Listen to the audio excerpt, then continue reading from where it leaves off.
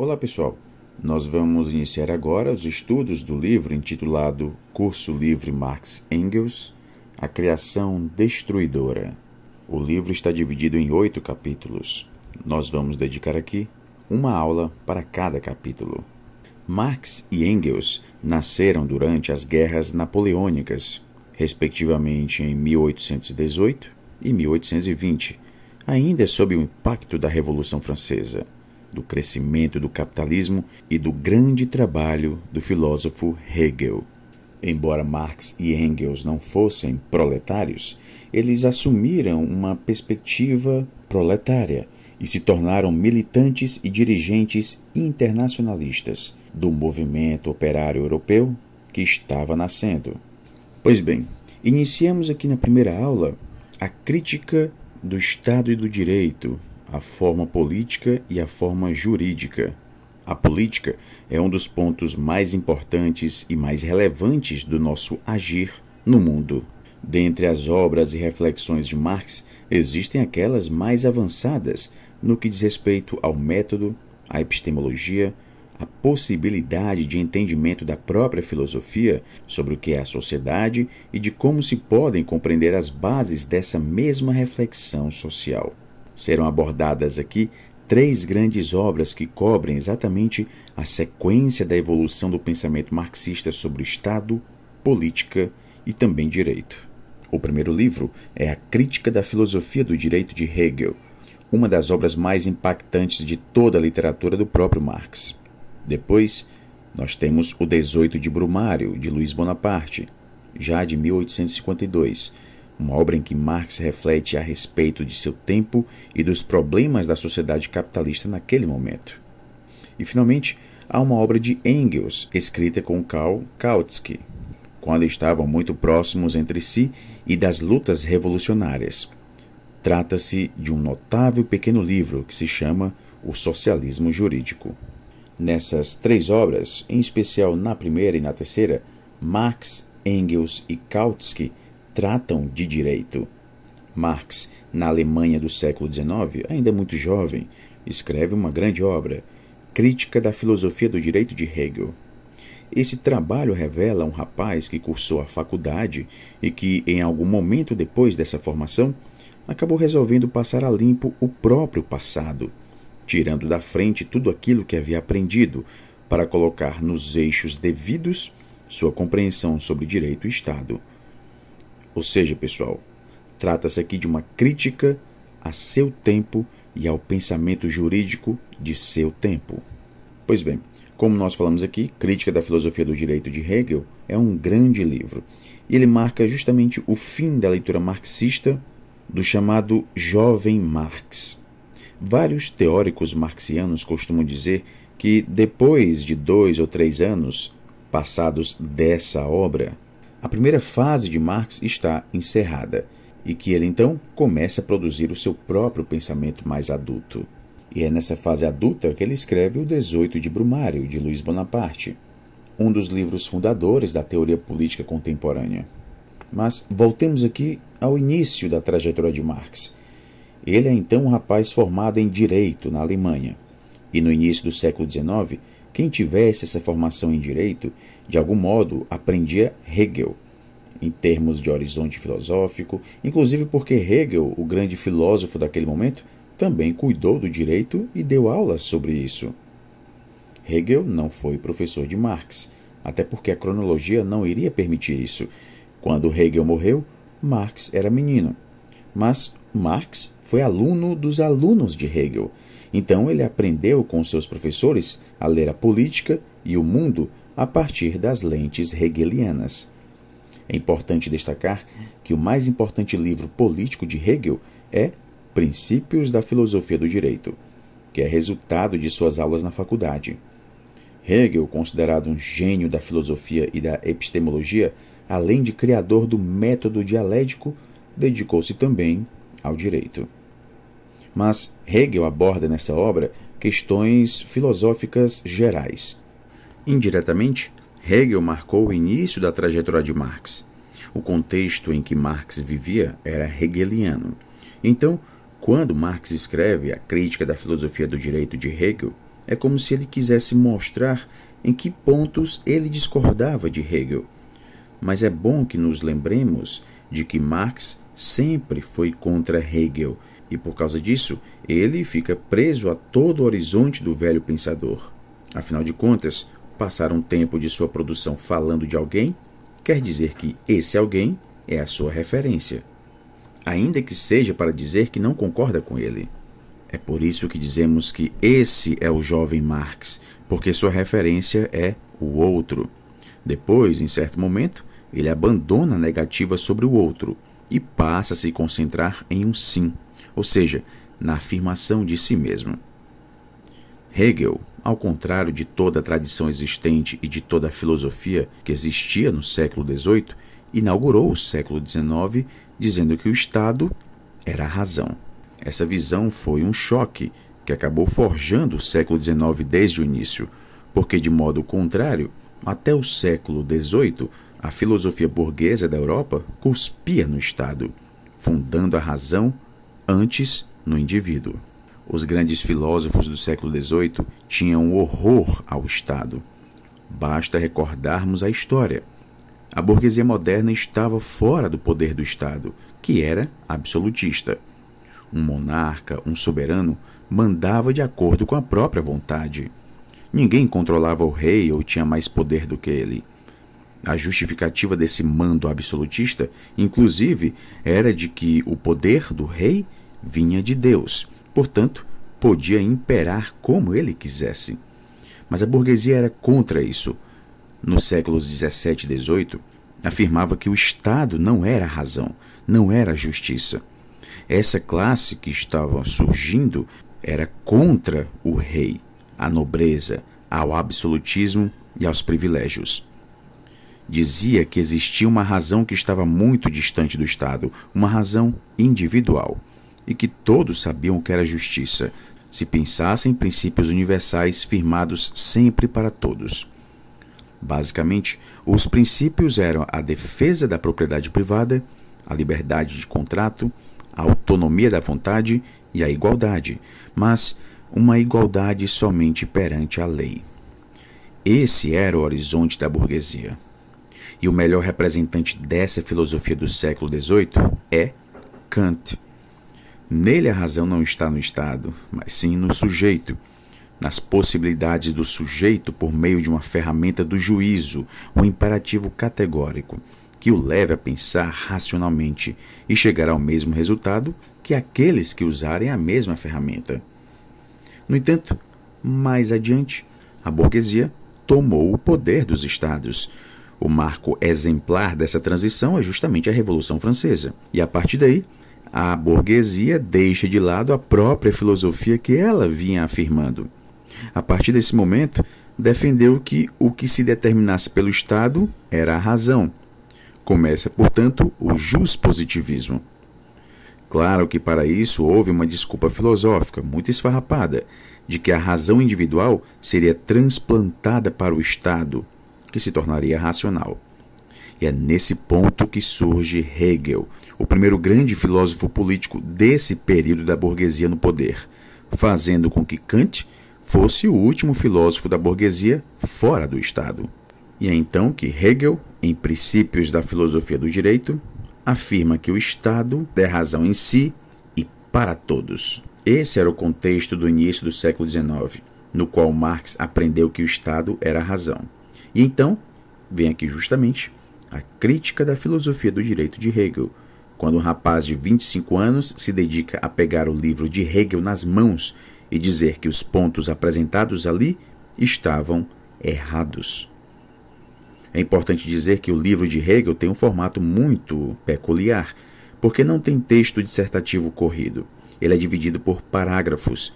Cada item é fracionado em relação aos demais e tem um tema, que muitas vezes se esgota em si próprio. E Marx fez o mesmo em sua obra. Acompanhou a ordem dos parágrafos, rebatendo cada um com seu texto. Marx rebate Hegel tópico a tópico e afirma que o Estado não é a razão. Ou melhor, ele pode ser a razão, mas a razão da burguesia. Não se trata da razão de todos, que se apresentaria como absoluto do nosso tempo. Marx começa a refletir sobre o que é a sociedade capitalista, percebendo que o problema do mundo não está no Estado. O problema do mundo é o capitalismo. O mundo está dividido em classes sociais. Surge dessa forma esse grande conceito que identifica um dos fundamentos do próprio marxismo: há classes sociais no mundo. O problema do mundo é que ele se divide por elas. A questão não é o partido, o Estado, o governo, os poderes legislativos, executivos ou judiciários, a democracia ou a eleição. Essas divisões que estão na órbita do Estado, para nós, guardam problemas e não alcançam o fundamental. A chave para a compreensão é entender que o mundo é capitalista e está fraturado em classes sociais.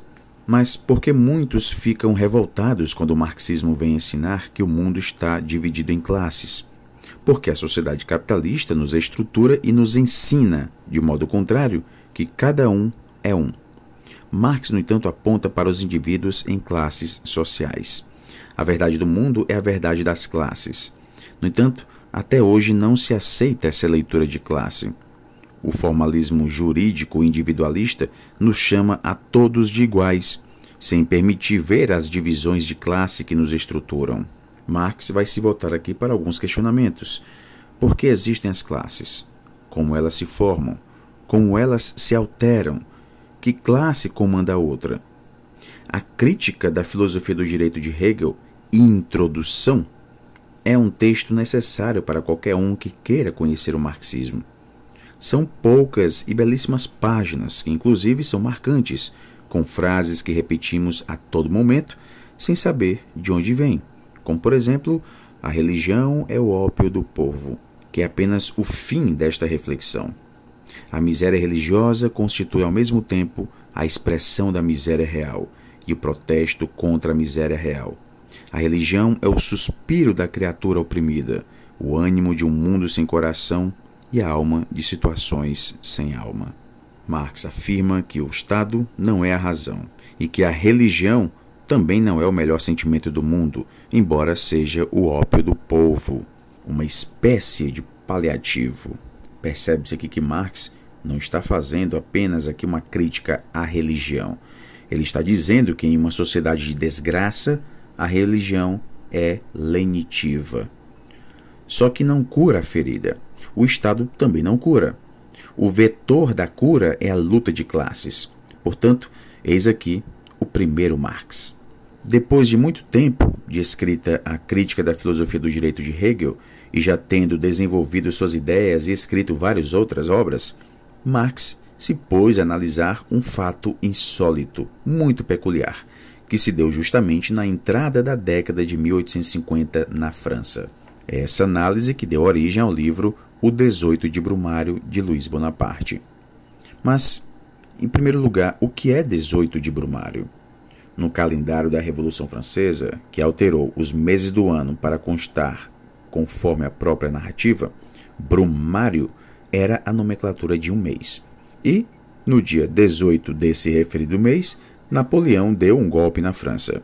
Marx, ironicamente, usou a velha data como referência a um novo golpe, dado agora por Luiz Bonaparte. Então aqui surge mais uma pergunta. Quem foi Luiz Bonaparte? Pois bem, décadas depois de Napoleão, houve um golpe na França. E um sujeito, que muitos consideram um dos mais esdrúxulos da história política francesa, o tal Luiz Bonaparte, sobrinho de Napoleão, que era então presidente, tomou de forma ditatorial o poder na França, acabando com o regime presidencialista local.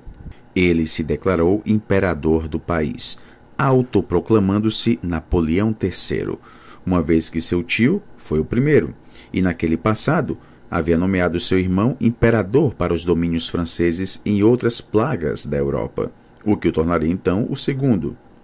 No entanto, nesse quadro, os franceses gostaram do golpe, especialmente os ricos e a classe média, que eram muito ordeiros e esperavam um golpe salvador para manter a ordem constante. Diante disso, muitos analisaram o golpe pela base do espanto. Victor Hugo, um grande literário francês, escreveu um livro exatamente no momento do golpe, um livro contra Napoleão III, a quem ele chamava Napoleão, o Pequeno, dizendo não ser possível que em pleno tempo normal e cristalino, com a Segunda República dada, com as instituições já assentadas, a França, que cultivava o gosto democrático, tenha caído em um golpe de um autoproclamado imperador. O que Marx vai analisar aqui neste livro é como Luiz Bonaparte deu um golpe contra a burguesia, porque essa burguesia administrava a França desde o começo da Revolução Francesa. Tirando o episódio de Robespierre e do povo no poder, o resto era sempre a burguesia no poder, mesmo com os monarcas em algumas fases posteriores. E, em um estado já burguês, como a burguesia sofreu um golpe? Quando falamos da burguesia comercial ou industrial, nos lembramos dos burgueses de portes variados e em disputa, e pensamos, o que eles querem quando o assunto é o salário do trabalhador? Eles querem um salário pequeno, porque aí eles acabam lucrando e têm a possibilidade de explorar o trabalho em um nível maior. Isso acaba unificando essa burguesia. Há uma estratégia geral. No entanto, se nós pensarmos aqui que eles são também concorrentes entre si, eventualmente, certo comerciante não quer que o outro seja o presidente da República. E por quê? Muitas vezes são razões mesquinhas, relacionadas com concorrência, inveja. Por conta dessas diferenças, Marx afirma também que a burguesia pode ter momentos de não conseguir fazer o que precisa para afirmar a sua dominação geral de classe sobre a sociedade. Nessas horas, quando a administração do capitalismo não consegue mais ser feita pela própria burguesia, porque os seus setores se digladiam, vem o golpe, conforme identificou Marx.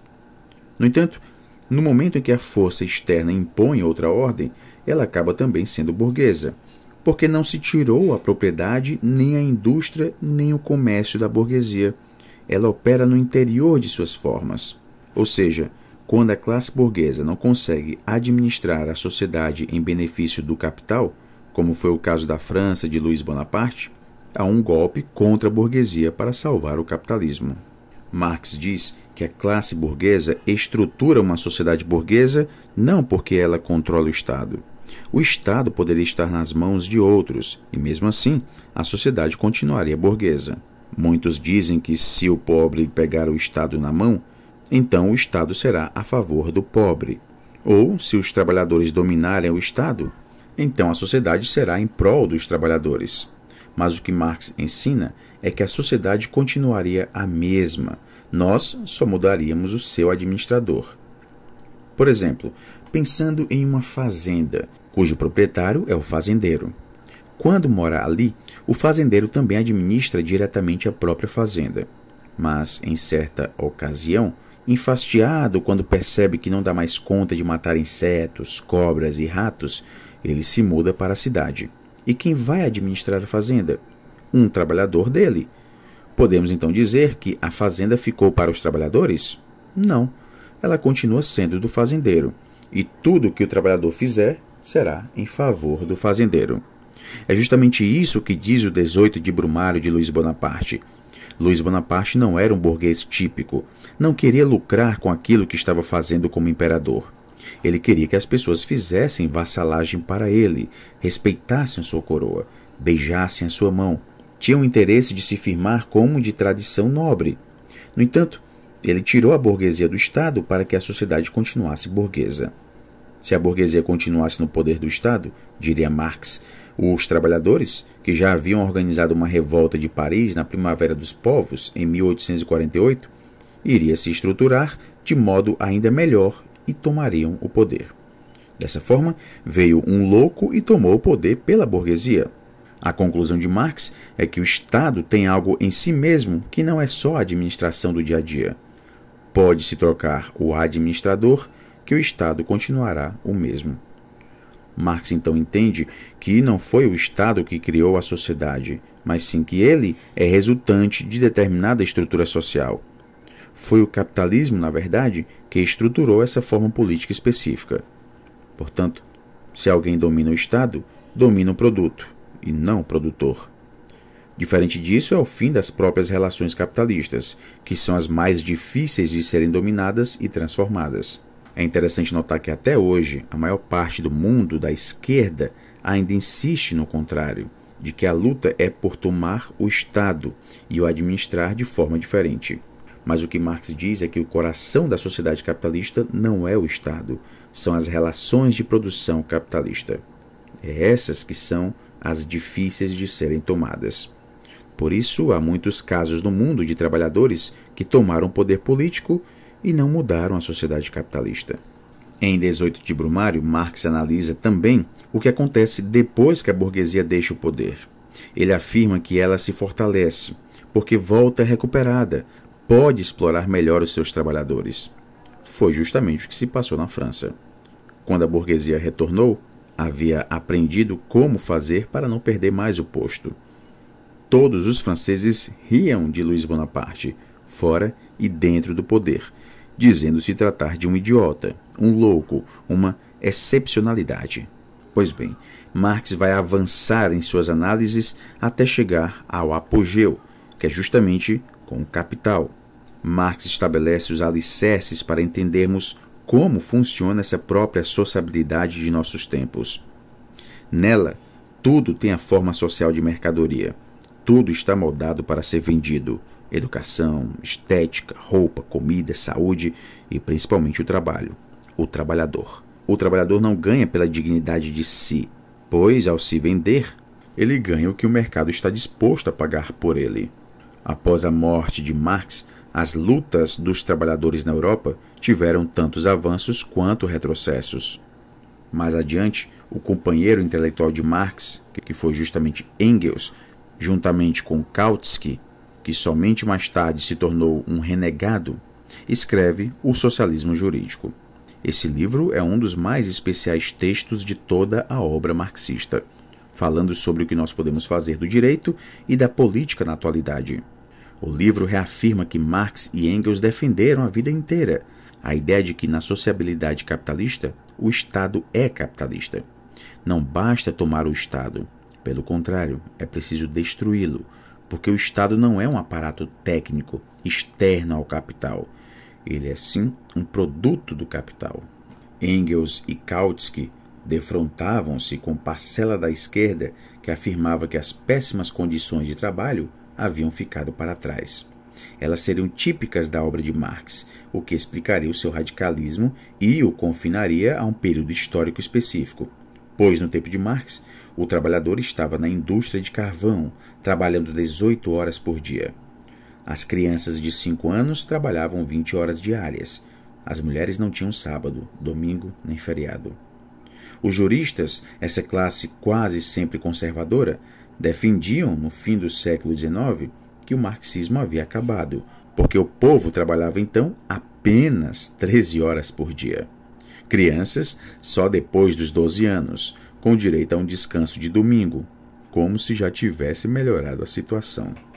Esse discurso e essa estratégia começaram a se espalhar pela Europa, e a esquerda passou a lutar por alguns direitos, como um descanso aos domingos, que não fosse permitido que criança menor de 12 anos trabalhasse, ou que houvesse a possibilidade de um salário mínimo. O direito passa a ser a arma das lutas. No entanto, contrastando com esse otimismo jurídico, todo o fundamento do marxismo afirma que não basta dominar o Estado ou as normas jurídicas. É preciso acabar com a estrutura que gera o Estado e todo esse conjunto de normas. Engels ficou espantado com a nova esquerda. Como era possível que depois de Marx, depois do Capital e da luta dos trabalhadores na Europa, ainda houvesse pessoas de esquerda que defendessem apenas incrementos reformistas? E muitas dessas pessoas eram socialistas da área jurídica, que acreditavam que seria por meio do direito que o mundo ficaria um pouco melhor. Engels ficou tão revoltado com isso que se juntou a Kautsky para escrever um livro contra esses juristas socialistas. Decidiram não citar no título da obra o nome daqueles que defendiam essas ideias, como era o caso do austríaco Anton Menger.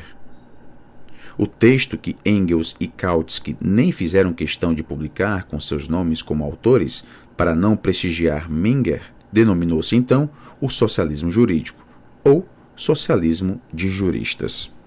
Menger dizia que a luta política não deveria ser orientada no sentido da revolução. É justamente por isso que Engels vai afirmar que esse socialismo dos juristas é impossível, porque os ganhos jamais existiriam na radicalidade capaz de levar à superação do capitalismo. O que Engels afirma é que é possível lutar por direitos e conquistar alguns deles, mas isso é pontual. O problema é gozar com essas poucas conquistas. O capital segue com o controle do poder. Suas formas balizam a sociabilidade. A estrutura da exploração é capitalista. Então, o que eventualmente se venha a ganhar na estrutura do bem-estar social reformista, rapidamente também se perde. Engels e Kautsky ensinaram que a reforma é confortável, não causa tanto desgaste, mas nada garante que o mundo reformado seja constante. A exploração continua a mesma. A esquerda, lato sensu, passa a ser reformista, ao passo que o marxismo é revolucionário. Engels afirma que não se chegaria ao socialismo por meio de reformas jurídicas. Pode-se pensar pelo título, inclusive, que essa ideia é possível, mas o título é uma ironia. Não existe socialismo jurídico. Quem disser que se chegará ao socialismo por meio do direito não entendeu o que é socialismo e nem o que é o direito, porque a forma do direito, o espelho da mercadoria, não permite algo nesse sentido. O Estado não é ocasionalmente capitalista, ele é necessariamente capitalista. Com o exemplo banal de que na Idade Média, que era feudal, não havia Estado, mas senhor feudal, percebemos que não há um tipo de Estado para cada modo de produção. O Estado existe somente na lógica do capitalismo. Marx trabalha com o Estado em uma referência ao que ele era naquele momento, sem fazer uma investigação mais detalhada sobre o Estado na história. No entanto, o marxismo necessariamente compreende uma relação interna entre forma estatal e o capital. Só o capitalismo tem Estado, porque o feudalismo não tem forma política apartada. Tem um senhor feudal que manda diretamente. O político e o econômico estão unidos nas mãos do senhor feudal, assim como acontecia na sociedade escravista do passado. O senhor de escravos também dava a sorte do escravo, no plano econômico e no plano político. Portanto, o Estado, em termos estritos, é capitalista. A União Soviética, nos tempos de auge do stalinismo, não gostava muito de uma leitura fina de Marx, porque Stalin precisava fortalecer o Estado soviético no meio de um concerto de outros estados capitalistas do mundo. Diante de tudo que foi discutido, podemos dizer que pouca gente é marxista. E em um mundo que é altamente explorado, quando perguntamos às pessoas se elas acham possível que o mundo exista sem exploração ou sem opressão política, as pessoas dizem que não. E daí, se indagarmos qual a opinião a respeito dos passos estruturais para o mundo ser melhor, eles dirão as opiniões mais abalizadas. Pegar o Estado na mão. Esse é o horizonte político imediato das pessoas e da maioria das lutas. Controlar o Estado. Mas o campo material da superação é muito mais do que isso. É a transformação das relações de produção capitalistas. O marxismo é mais rigoroso, exigente e difícil. Ele luta contra estruturas e formas de sociabilidade. Mas, ao mesmo tempo, insiste-se aqui no fato de que nós não falamos o absurdo. O absurdo é o que o mundo fala. O absurdo é 1% serem donos de 70% da riqueza. E nós finalizamos aqui esta aula. Bons estudos a todos e até a próxima.